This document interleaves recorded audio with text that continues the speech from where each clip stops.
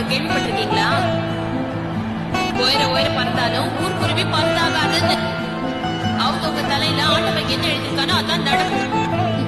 எல்லாரும் எல்லா பொசிஷனுக்கும் போயிட முடியாது.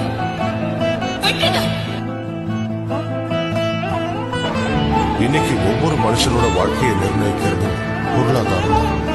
பொருளை தேடி ஓடி ஓடி வாழ்க்கையில முக்காவாசி பகுதியை நாம தொலைச்சிடலாம்.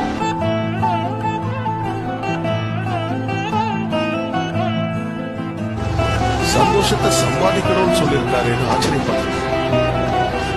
ஒருவேளை சந்தோஷங்கிறது சம்பாதிக்கக்கூடிய ஒரு பொருள் தானோ, அது நிச்சயமா நமக்கு சுலபமா கிடைக்க வாய்ப்பே இல்லைன்னு தோணுச்சு.